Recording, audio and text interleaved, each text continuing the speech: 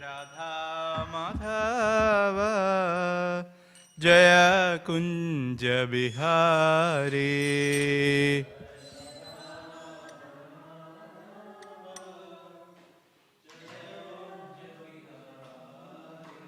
Jaya Radha Madhava Jaya Kunja Bihari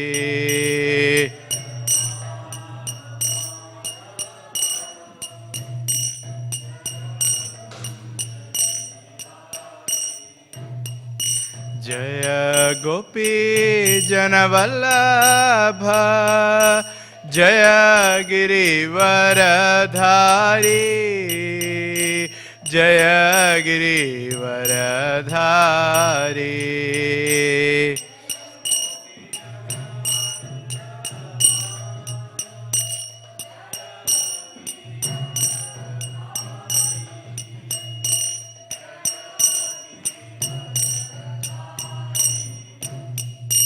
Jaya Gopi Janavallabha Jaya Girivaradhari Jaya Girivaradhari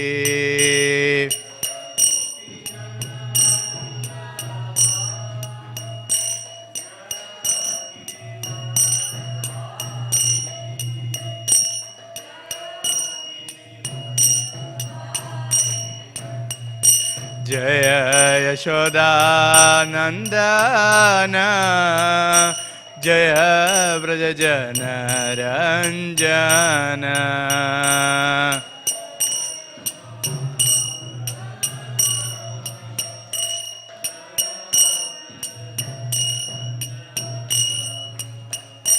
Jaya Yashoda Nandana Jaya Vrajajana Ranjana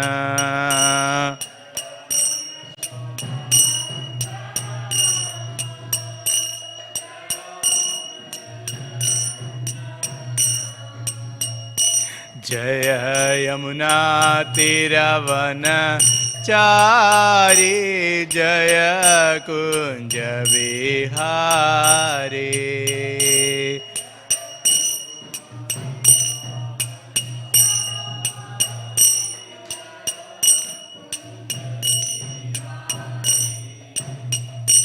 Jaya Yamuna Tiravana Chari Jaya Kunja Bihari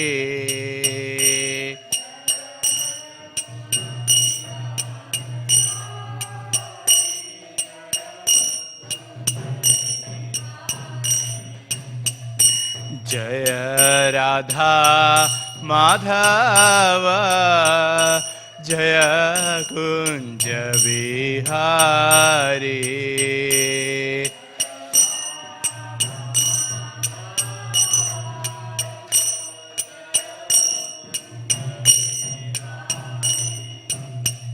Hare Krishna Hare Krishna Krishna Krishna Hare Hare Hare Rama Hare Rama Rama Rama Hare Hare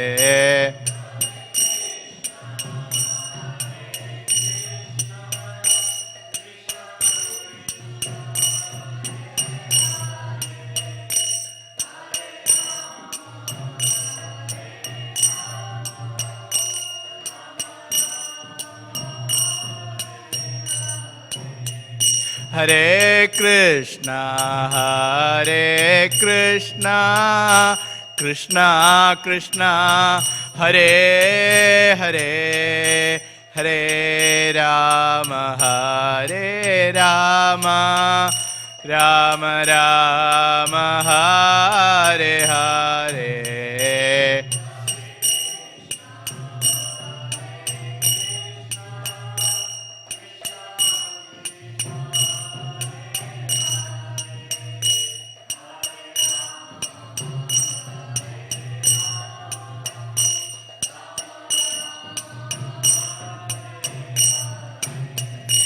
Hare Krishna, Krishna Krishna, Hare Hare, Hare Rama, Rama Rama, Hare Hare.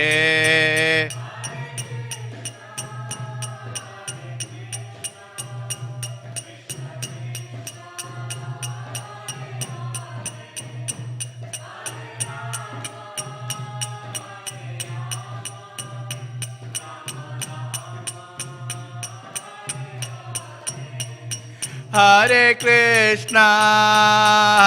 Krishna, Krishna Krishna, Hare Hare, Hare Rama,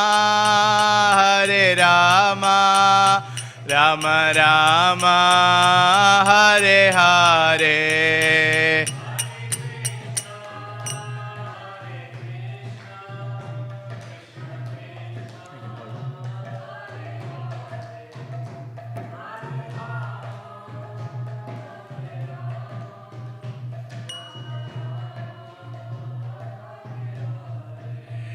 Jaya Prabhupada, Jaya Prabhupada, Jaya Prabhupada, Srila Prabhupada.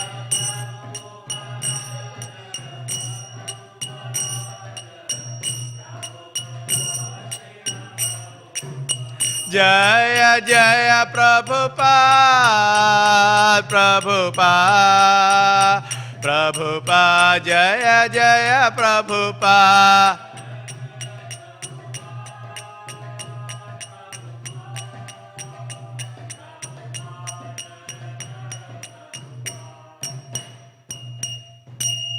Jai Vishwabad Paramahamsa Prabhupada Ashtottara Sadasri Śrīmad His Divine Grace A.C. Bhaktivedanta Swami Maharaj Srila Prabhupada Ki Jai.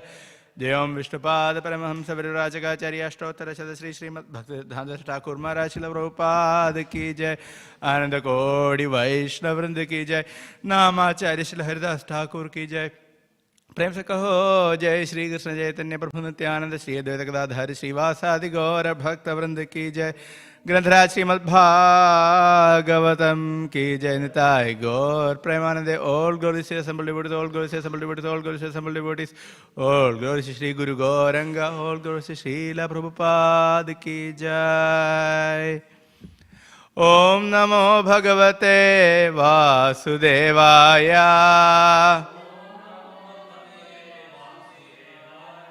Om Namo Bhagavate Vasudevaya. Om Namo Bhagavate Vasudevaya.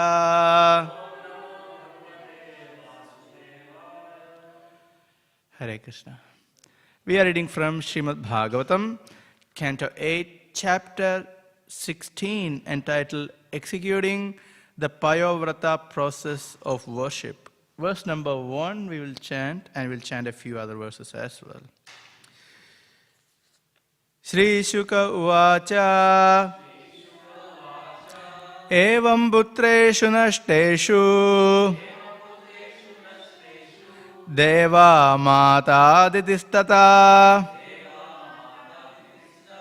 Hrute Trivishtape Daityaihi Paryadapyad Anadhavat. Shri Shuka Uvacha Evam Putreshu Nashteshu Devamata Didistata Hrite Trivishtabe Daityai Paryadapyad Anadhavat. Shri Shuka Uvacha Evam Putreshu Nashteshu Devamata Didistada Hrude Trivishtabe Daityai Paryadapyad Anadhavat.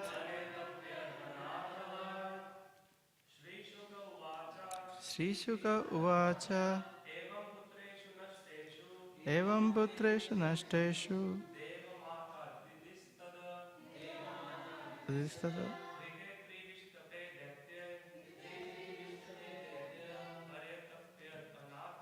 Paryadapyad anathavat Shri Shuka uvacha evam putreshu nashteshu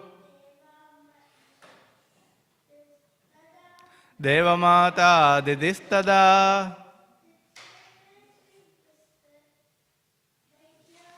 Hridaya vishtave daitye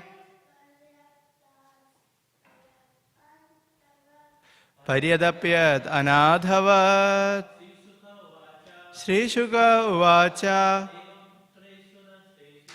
evam putreshu nashteshu Devamata didistada Hridaya vishtave daitye Paryadapyat anadhavat Mataji Shri Shuka uvacha evam putreshu nashteshu Devamata didistada Hridaya vishtave daitye Paryadapyat anadhavat Shri Shuka uvacha evam putreshu nashteshu Devamata didistata Hridaya vishtave daitye Paryadapyat anadhavat Shri Shuka uvacha evam putreshu nashteshu Devamata didistada Hridaya vishtave daitye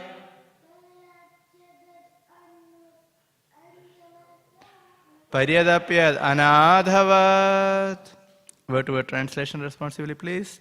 Shri Shuka uvacha. Shri Shukadev Goswami said, Evam, in this way, Putreshu, when her sons, Nashteshu, disappearing from their position, Devamata, the mother of the demigods, Aditi, Tada, at that time, Hrite, because of being lost, Trivishtape, the kingdom of heaven, Daityehi, by the influence of the demons, Paryadapyat, began to lament, Anadhavat, as if she had no protector. Shukadeva Goswami said, O king, when Aditi's sons, the demigods, had thus disappeared from heaven and the demons had occupied their places, Aditi began lamenting as if she had no protector. We'll read further verses. Before that, I'll read the chapter summary. As described in this chapter, because Aditi, the mother of demigods, was very afflicted, her husband Kashyapa Muni told her how to observe vows in austerities for the benefit of her sons. Since the demigods were not visible in the heavenly kingdom, their mother Aditi became, because of separation from them, was very much aggrieved. One day after many years, the great sage Kashyapa emerged from a trance of meditation and returned to his ashram. He saw that the ashram was no longer beautiful and that his wife was very morose. Everywhere in the ashram he saw signs of lamentation. The great sage therefore inquired from his wife about the well-being of the ashram and asked her why she looked so morose. After Aditi informed Kashyapa Muni about the ashrama's well-being, she told him that she was lamenting for the absence of her sons. She then requested him to tell her how her sons could return to reoccupy their positions. She wanted all good fortune for her sons. Moved by Aditi's request, Kashyapa Muni instructed her in the philosophy of self-realization. the difference between matter and spirit, and how to be unaffected by material laws. But when he saw that Aditi was not satisfied, even after he had given these instructions, he advised her to worship Vasudeva Janardana. He assured her that only Lord Vasudeva could satisfy her and fulfill all her desires. When Aditi then expressed her desire to worship Lord Vasudeva, Prajapati Kashyapa told her about a process of worship known as Payovrata, which is executed in 12 days. Lord Brahma had instructed him how to satisfy Lord Krishna by this process, and thus he advised his wife to observe this vow and its regulative principles. Verse 2. Ekada Kashyapastasya ashramam bhagavanagat nirutsavam niranandam samadhir viradaschirat. After many days, the great powerful sage Kashyapa Muni arose from a trance of meditation and returned home to see the ashram of Aditi neither jubilant nor festive. Verse 3.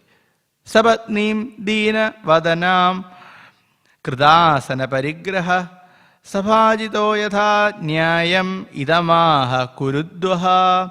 O best of the Gurus, when Kashyapa Muni had been properly received and welcomed, he took his seat and then spoke as follows to his wife Aditi, who was very morose. Verse 4. Apya bhadram na vipranam bhadre loke adhunagadam na dharmasya na lokasya mrityo chandanuvartinaha.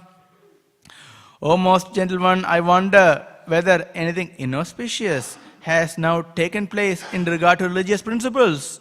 The Brahmanas or the people in general who are subject to the whims of death. Purport. There are prescribed duties for all the inhabitants of this material world, especially for the Brahmanas, but also for the people in general who are subjected to the whims of death. Kashyapa Muni wondered whether the regulative principles which are meant for the well-being of everyone had been disobeyed. He accordingly continued his inquiries for 7 verses. We'll read one more verse. Verse 5.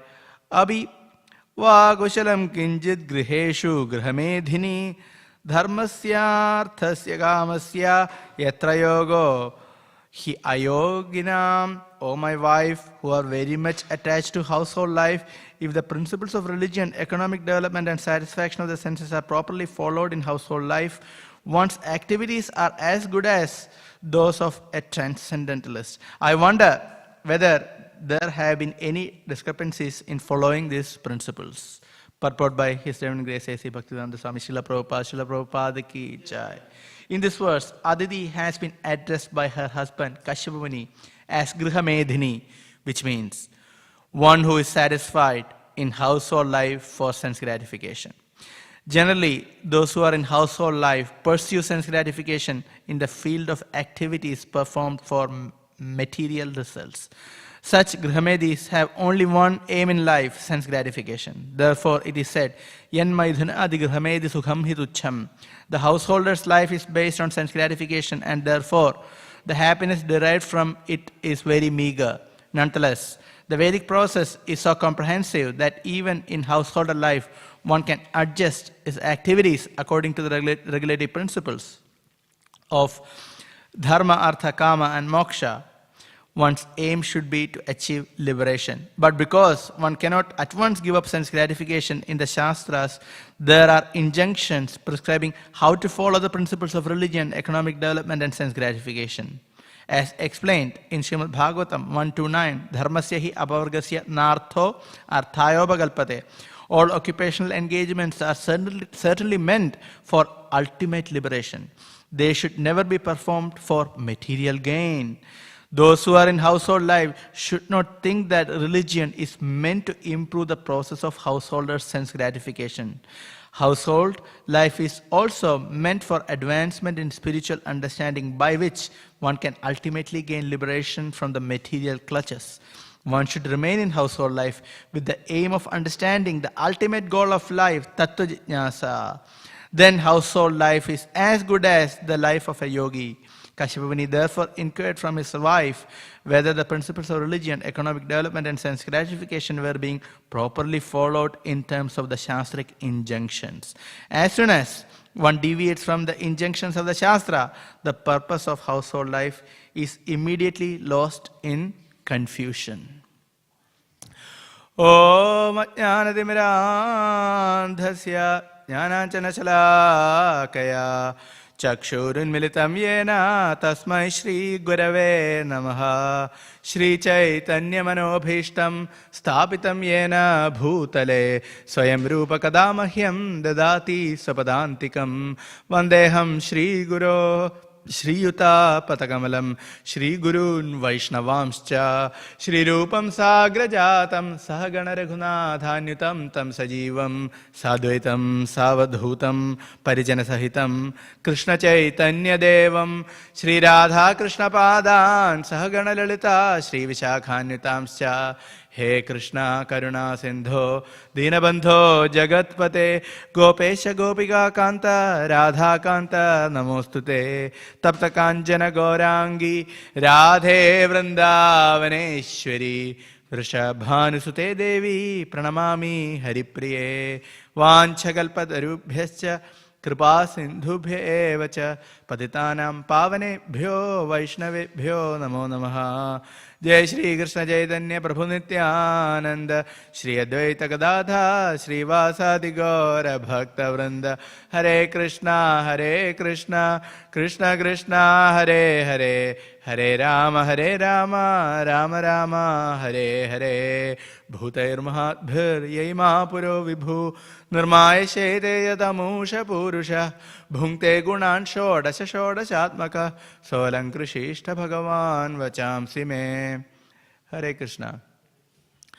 Here we are starting the new chapter, the Payavrata sacrifice performed by Aditi, Deva Mata, as instructed by Kashyapa, a great sage. Who is Kashyapa Muni? Kashyapa Muni is a very, very great sage who is coming in the line of Brahma. We can say direct line of Brahma. Kashyapa Muni's father is Marichi. And Marichi is one of the prominent sons of Lord Brahma. Marichi Mukhya, mentioned in the 3rd canto of Śrīmad Bhāgavatam. When Lord Brahma acted impiously, inappropriately, Marichi complained about it. Marichi responded. So that is the father of Kashyapa Muni. And his wife is Aditi. She is the daughter of Daksha Prajapati. So his father-in-law is Daksha, again son of Lord Brahma. So Kashyapa Muni is coming from a very high lineage. And so his occupation is completely transcendental. Usually in-house husband may go for work, go in the morning, come in the evening 9 to 5, or may go for a business trip, come back after some time. Here, Kashyapa Muni is also leaving his family and is going for his occupation. And what is his occupation? Meditating upon the Supreme. So that is his occupation. So there is a difference between the current occupations and the occupational duty of Kashyapa Muni. He is a transcendentalist, such a high soul. So he went for many years and he could perform austerities, and he was in trance for many years. After that he returned to his ashram. There he saw his wife Aditi, who was morose. Nirutsavam Niranandam. There is no proper arrangement in the ashram. There are no proper decorations in the ashram. She was completely morose. Seeing that, Kashyapa Muni asked this question, and interestingly enough, the questions in itself show the high status of Kashyapa Muni in terms of his consciousness. It's not normal question. He's asking, to religious principles, the Brahmanas or the people in general who are subject to the whims of death. Is there anything going wrong? Or if it is not properly followed, the religious principles?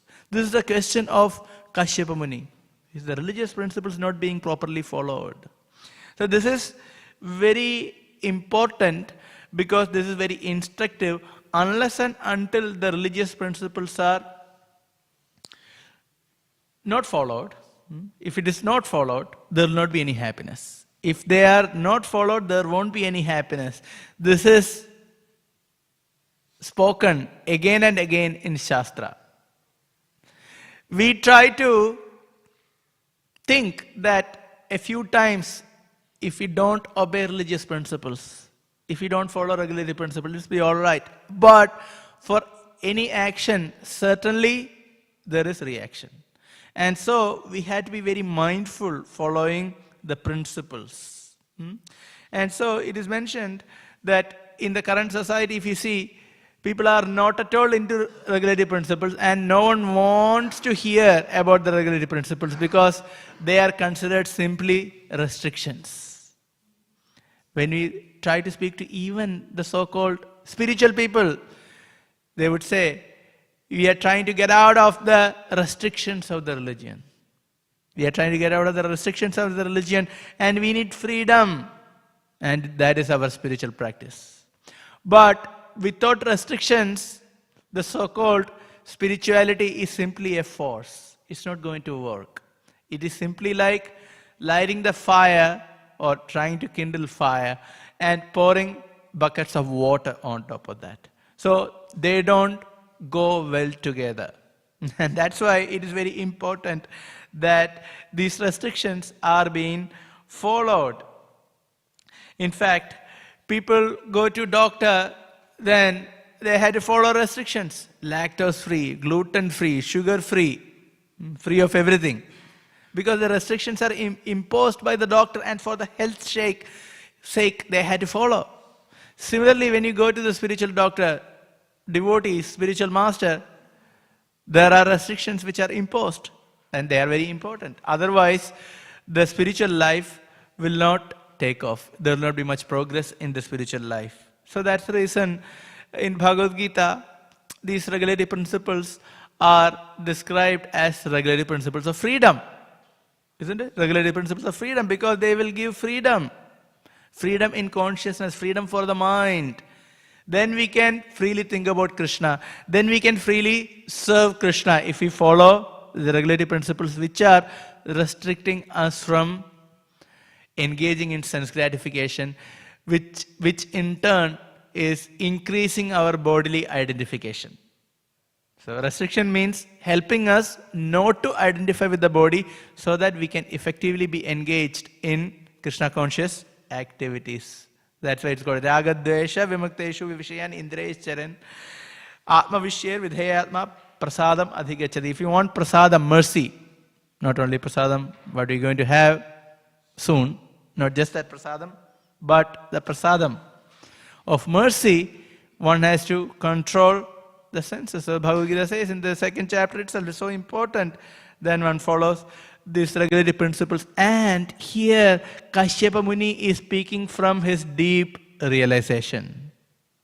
He is not just asking, there is no happiness, isn't it the regulatory principles not being followed?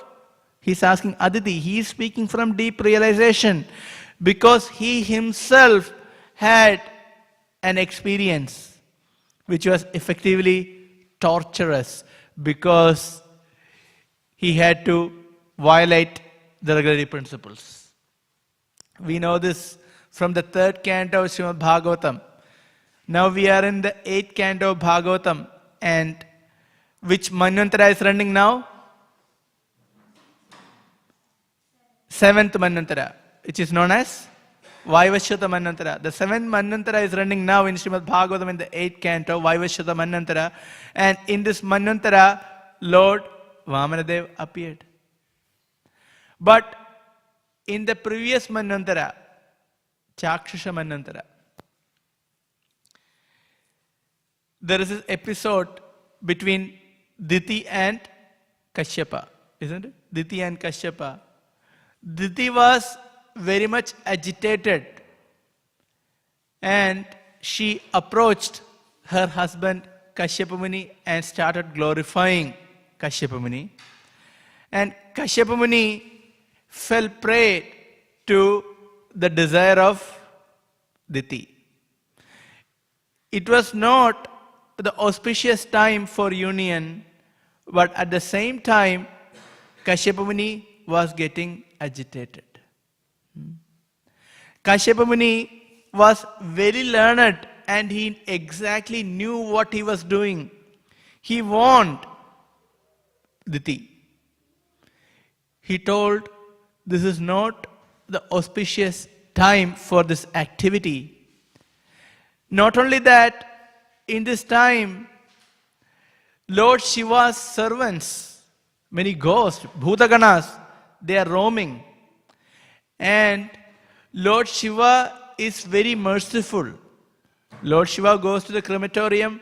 Lord Shiva wants to elevate anyone and everyone, even the ghosts. Lord Shiva wants to elevate. And so, Lord Shiva is looking for an opportunity. How can he give a gross body to the ghosts who are trapped in subtle body and thus suffering?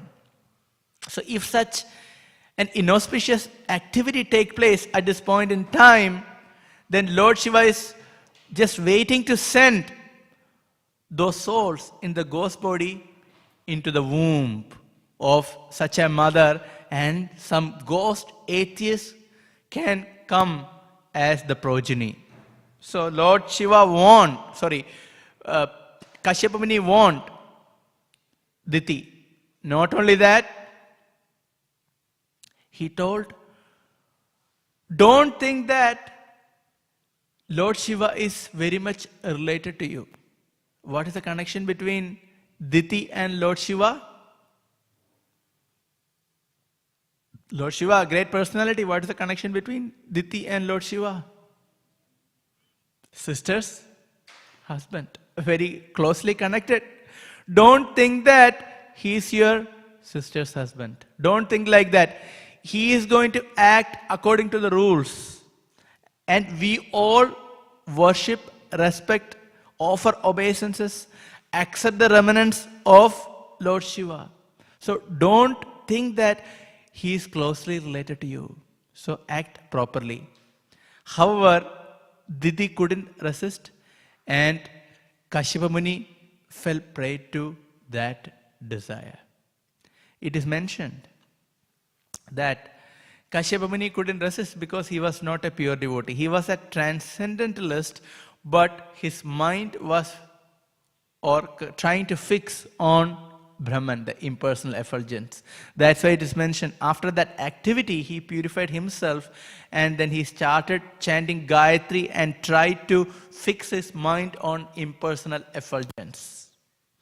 Soon after, Aditi realized her mistake and fell at the feet of Kashyapa Muni and asked for forgiveness and asked, what could be done? How can I atone for this? Kashyapa Muni said, there is a very heavy reaction to your activity. What is a heavy reaction? You have to have two sons who are greatest of the demons, Hiranyakashipu and Hiranyaksha, and the whole three worlds will be tormented by your sons.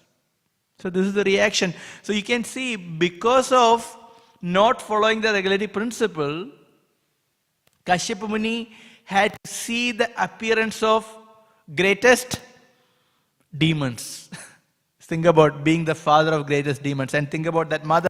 And as a kind of atonement, she tried to keep both of them, they were twins, in the womb for such a long time.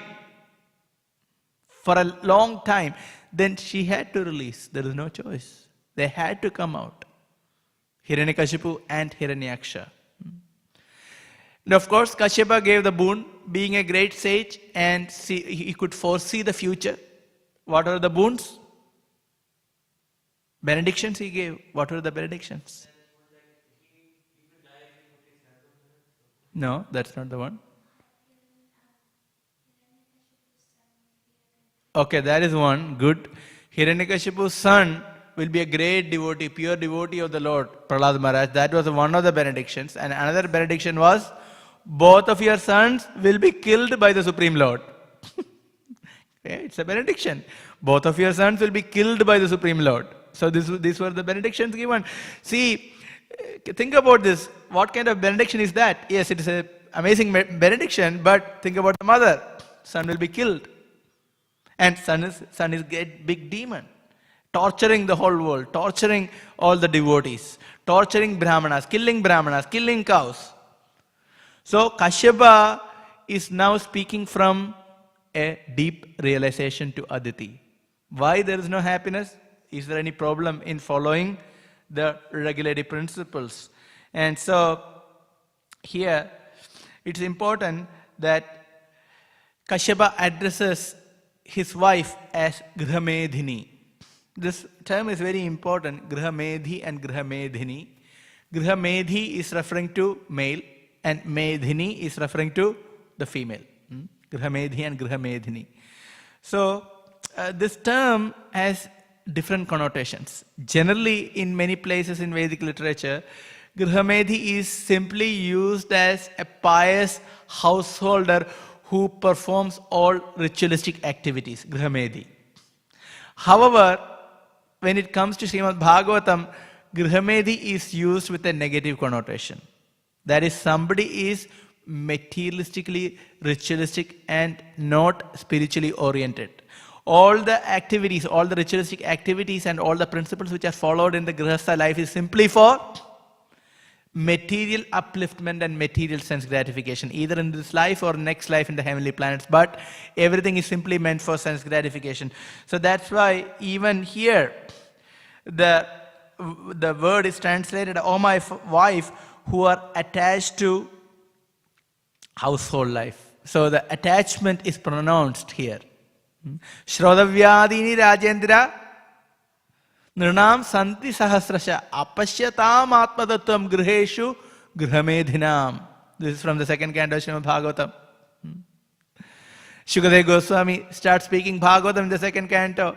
He says, Shrodavyadini Rajendra, O Rajendra, O king, there are many subject matters for attached householders to listen.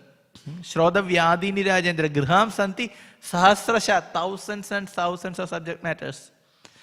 For whom apashyatam atmatattvam, those who cannot see the spiritual aim of life. Apashyatam atmatattvam, griheshu grihamedhinam. So they are grihamedhis. They are grihamedhis, attached householder. They are not grihasthas. So Prabhupada uses the term grihastha as one who is following the Grihastha ashram for spiritual upliftment, devotees. That is Grihastha. Again, Grihamedhi is used to show somebody who is attached householder, only meant for sense gratification. So Prabhupada even translate in the Griheshu Grihamedhina. Medhi, Prabhupada translate even as jealous, envious householder. Why the term envious? If somebody is envious, not interested in one's own well-being, nor interested in well-being of others. So that's not the quality of a devotee. Devotee has swarthagati. They act for the swarthagati. Have you heard? Swarthagati. Nadevidu swarthagatim hi Vishnu. Swarthagati means what is the self-interest, real self-interest. So real self-interest, a Grihastha knows. So that's why devotees chant Hare Krishna Mahamantra, try to preach. So that is Grihastha. Grihamedhi means not interested. So Prabhupada even quotes from 7th canto, 9th chapter, Yen maidhunadi grihamedhi sukham hi tuchham kanduyanena karayoriva dukkha dukkham tripyanti neha kripano bahudukha bhaja kandutivan manasijam vishaheda dhira. Very important verse from Śrīmad Bhāgavatam. Yan maidhunadi grihamedhi sukham hi tuchham. Based on sense gratification, that to intimate activities, that is the top pleasure in Grihamedhi life. However, what is it compared to? It is considered compared to itching sensation. Because if you itch, there is some pleasure in itching. Isn't it? If you feel like itching, you itch, there is some pleasure in it. But if you continue itching, what happens? First the skin becomes red, then the wound. So after some time, the pleasure will be turned out to be pain and severe pain. And that's why Maidhunadi, such activities will cause ultimately suffering. And so it is considered tucham, insignificant. That kanduyanena kareyoriva dukkha dukkham. From one pain to another pain. So the life of a Grihamedhi, attached householder, is dukkha dukkham, severe pain. So the recommendation is to become a Grihastha, not a Grihamedhi. Prahlad Maharaj is reciting this verse at the age of 5, just a young boy, and he had complete realization of Grihamedhi life. He became eventually a Grihastha, not a Grihamedhi. He remained a pure devotee and he became a Grihastha, we know. But he knew what is Grihamedhi life. Tripyanti neha kripano bahudukha bhaja. Tripyanti neha, na iha. Tripyanti. There is no satisfaction for a Grihamedhi. We tell, okay, I have a big car. This is applicable even for devotees also. If we simply find pleasure in material acquisitions, we are in trouble, because that is going to give suffering. The Bhagavad Gita philosophy is material sense gratification equal to suffering. The simple philosophy. Gratification equal to suffering. This is the Bhagavad Gita philosophy. And so, Tripyanti neha kripano bahudukha bhaja. Bahudukha bhaja. There is no end to it. We are distributing books and speak to people as they are going through life. There is no satisfaction at all. They have everything materially needed to continue life. Everything is there. They have a family, wife, children, money, home, car, investment. Everything is there. But there is no satisfaction because they are not spiritual. They are not chanting Hare Krishna mantra, Mahamantra. This is Bahudukha Bhaja. Bahudukha, not one. Bahu. Many, many kinds of miseries.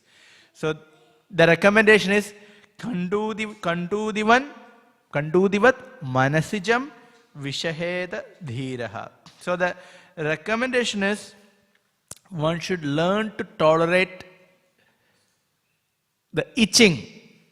One should learn to tolerate the demands of the mind and the senses. Vacho vegam, manasa krodha vegam, jihva vegam, udaropastha vegam.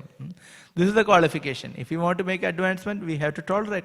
They will come, they will tell us, this is the best thing to do.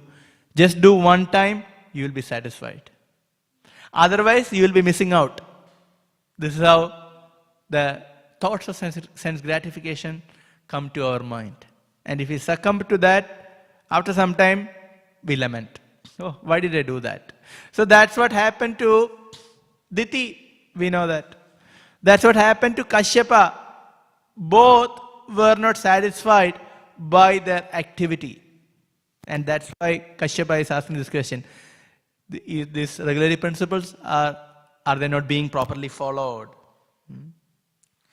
So now, if you consider, it's mentioned that the purpose of Grihasthashram is not for sense gratification. The purpose of occupational duties is liberation. Bhagavatam emphasizes this point in the very beginning. Dharmasya hi apavargasya nartho arthayopakalpate narthasya dharmaikantigasya kamo labhaya hi smritaha. So all occupational engagement are only meant for ultimate liberation. It shouldn't be performed for sense gratification. And those who are engaged in the ultimate occupation of Krishna consciousness should not do any of those activities for material gratification. So this is the point. And even in the next verse, Kamasindriyendriya Priti, there also the mentioned, the purpose of life shouldn't be sense gratification. So this is a practical point, and everyone is subject to that. Everyone is subject to this problem. So that's the reason, if you are in renounced life, we have to be careful. If you are in householder life, we have to be careful. Many times this question is asked, is spiritual advancement possible in Grihastha life? People ask, for spiritual advancement, do we have to give up our family? Srila Prabhupada answers this question very amazingly in Chaitanya Charitamrita, in connection to the pastime of Lord Chaitanya and Kurma Brahmana. If you see the associates of Lord Chaitanya, many of them were Grihasthas, isn't it? One time, Pradyumna Mishra, a great Brahmana from an aristocratic family, approached Lord Chaitanya. Lord Chaitanya is a Brahmana sannyasi. He's a Supreme Lord. At the same time, he's a Brahmana sannyasi. And so he asked, I want to hear about Harikatha from you. I want to hear about Krishna from your mouth. Lord Chaitanya told, I am not qualified to speak. You go and approach Ramananda Roy. He is the qualified person to speak Harikatha. So, Pradyumna Mishra was bewildered. He thought, who is Ramananda Roy? He is not a sannyasi, he is a Grihastha. Not only that, he is born in Shudra family. So Pradyumna Mishra, of course, obeyed the order of Lord Chaitanya. He went to the house of Ramananda Roy. He waited there. The servants of Ramananda Roy told, Ramananda Roy is very busy, so you cannot see him now. He waited and waited. Finally, Ramananda Roy came in the evening and it was a bit late. Then Pradyumna Mishra told, okay, it's too late. Ramananda Roy also told too late. So we cannot have Harikatha now. Meanwhile, Pradyumna Mishra understood what Ramananda Roy was doing. What was he doing? He was bathing, decorating and training Devadasis. Devadasis. They were young girls, servants of Lord Jagannath. And Ramananda Roy was bathing them, applying oil and massaging their body and then training them in performing art form dances for the pleasure of Lord Jagannath. Can you imagine? Touching the body of young woman by man. Because it can be extremely agitating. That's very natural. Ramananda Roy was doing that. And then, as he was doing this, his servants didn't dare to stop his activity. And nor did they tell about this great Brahmana waiting for Ramananda Roy, because he was so absorbed in that activity. And then, evening after this incident, Pradyumna Mishra went and told whatever happened to Sri Chaitanya Mahaprabhu. Sri Chaitanya Mahaprabhu explained, see the qualification of Ramananda Roy. I am a sannyasi, but even if I hear the name of woman, even if I think about it, I get agitated. He was speaking out of humility as an instructive statement for everyone, especially in the renounced order. And he said, but look at this Ramananda Roy. He is touching the body of the woman, but his mind is not agitated. He is simply thinking the pleasure of Lord Jagannath. Why was he bathing this woman? Why was he decorating? He was preparing them so that they can dance for Lord Jagannath. He was touching with his hand, but his mind was not agitated at all. So this is the qualification of Ramananda Roy. So through this pastime, Sri Chaitanya Mahaprabhu was teaching us the qualification of Ramananda Roy, independent of ashram, independent of the caste in which he was born. varna in which he was born. Independent of that, he was completely transcendental. So this is the teaching of Lord Chaitanya. Bhakti is not dependent on the externals. Later, we know, as Lord Chaitanya was touring the South India, where he was manifesting his magnanimity of distribution of love of Godhead, he went to Kurma Kshetra, and upon the request of Kurma Brahmana, he stayed at his house. Think about the good fortune of Kurma Brahmana. Along with his family, he served Lord Chaitanya for a few days. They cooked for the Lord. They served the Lord. They provided whatever the Lord was needed. This is the attractiveness of the Supreme Lord. Being with the Supreme Lord, who is all attractive, one will develop such intimate attraction for the Lord. This is like when Lord Chaitanya was about to take sannyas. He approached a barber and asked him to shave off his head, all the hair, shave off his head. The barber, he was hesitating, he couldn't do it because Lord Chaitanya was looking so handsome, so attractive, his hair flowing. And please understand, the hair of the Supreme Personality of Godhead is also Sachidananda Vigraha, correct? It's also Sachidananda. And he had to shave that off. Barber will take his knife and try to shave, will go near Lord Chaitanya. He couldn't do that. He will leave this knife. No, I cannot shave you. He will try again, he cannot. And Lord Chaitanya forced him, no, you have to shave my head. Then, finally, he shaved the head of Lord Chaitanya.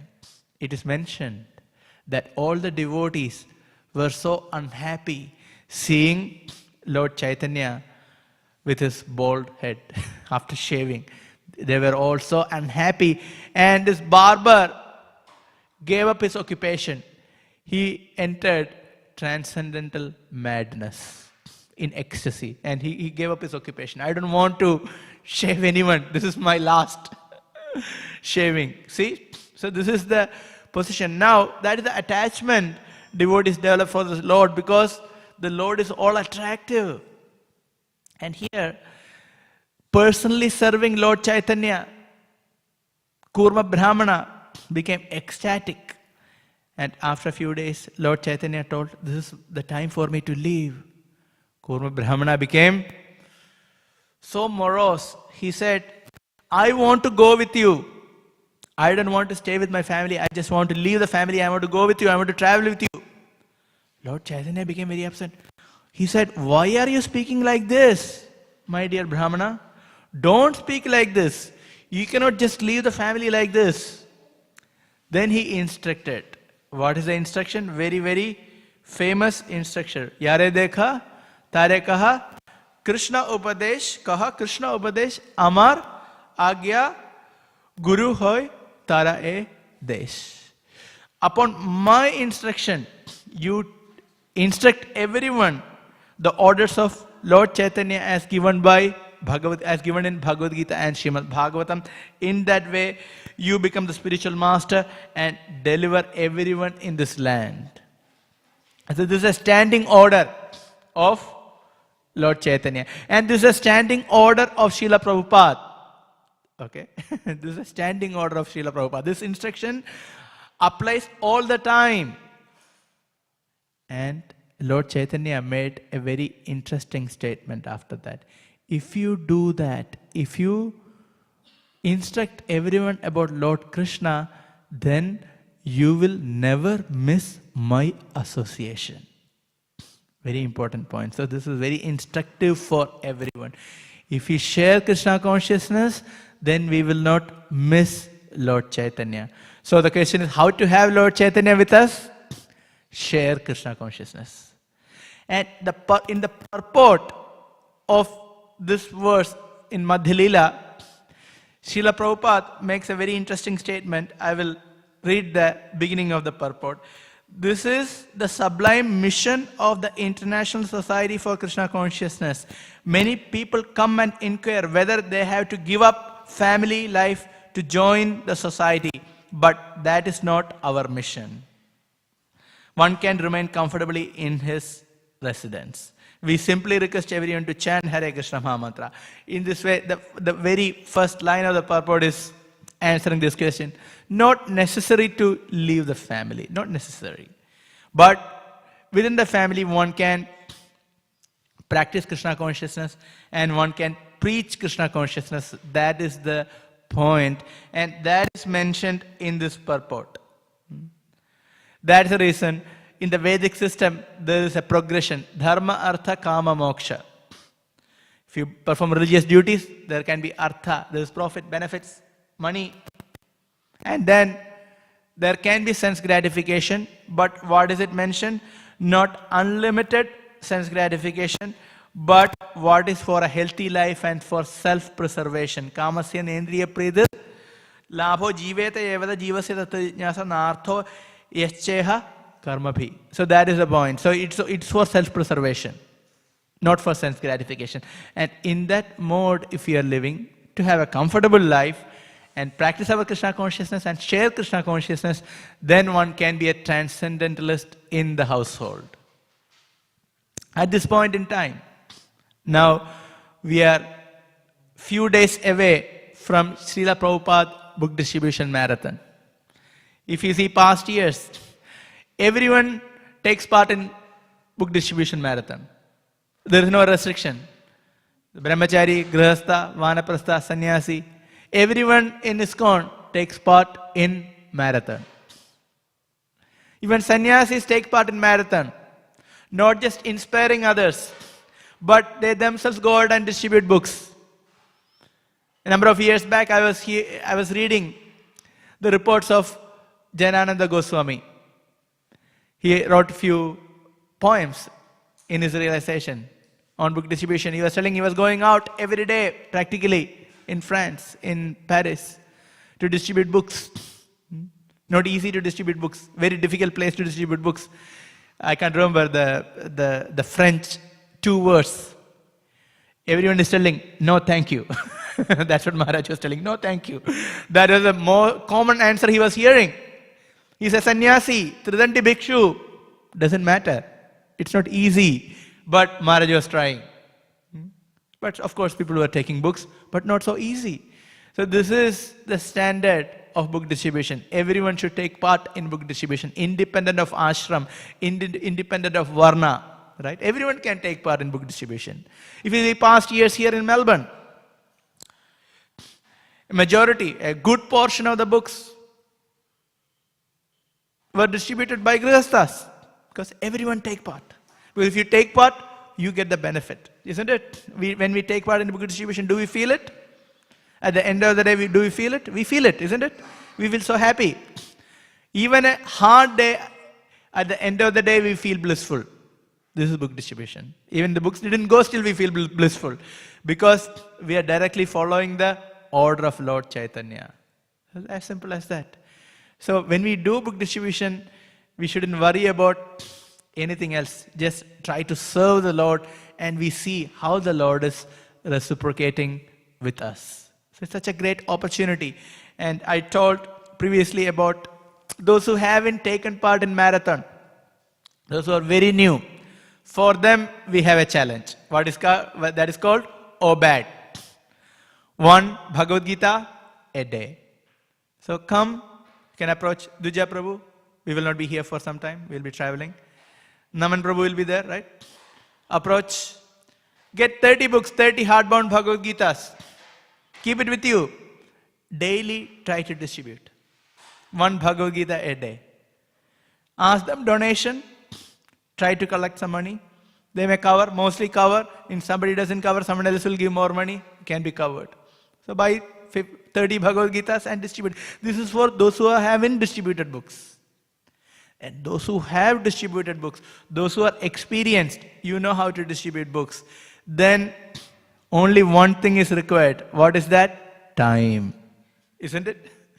If we have time, then we can distribute more books. If we have time, we will go out, we will show books to more people, and more people will take books. So make more time. Plan your month ahead from 24th of November till 24th of December. Plan your month so that you can distribute more books. We have thousands and thousands of books. We want to distribute 13,000 Mahabig books. That is our target, 13,000. It's a good number, isn't it? And we have more than 13,000 hardbound books. Yeah, we have more than 13,000 Mahabig books, including Bhagavad Gita, Krishna book, Nectar Devotion, and other books. So, and we have plenty of Śrīmad Bhāgavatam sets in all different languages. Sometimes, previously we used to have trouble, sometimes the books are running out, or we had to order another set. No, this time we have plenty of books. So plan your month and distribute as many books as possible. So as it is mentioned here, this is the process. Independent of ashram, one can please Lord Chaitanya, one can go back home, back to Godhead. This is the standing order of Srila Prabhupada. Preaching Krishna consciousness, distributing books. This is the standing order of Srila Prabhupada. So let's take it seriously and let's make it a success. So with this, I conclude and see if there are any questions or comments. Hare Krishna.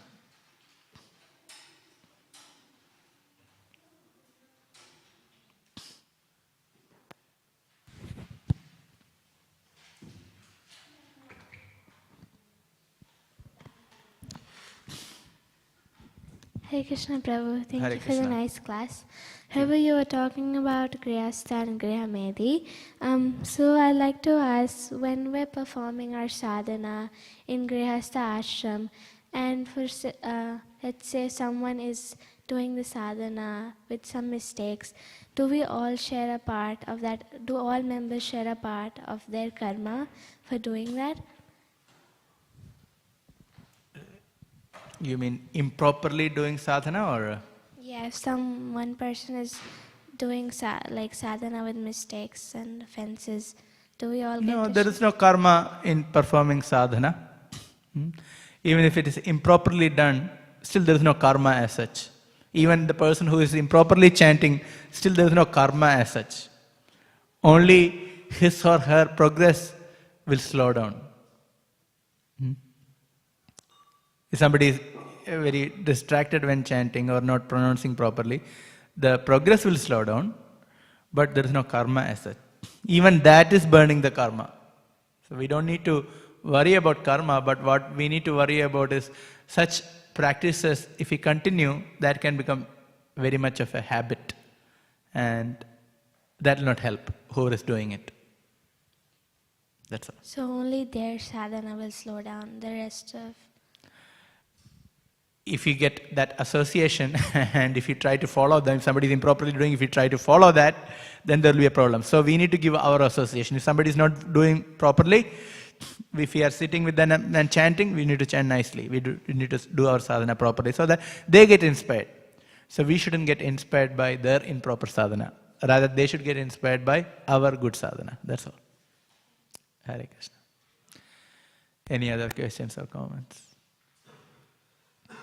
Okay. Thank you very much. Śrīmad Bhāgavatam ki jai, Srila Prabhupada ki jai.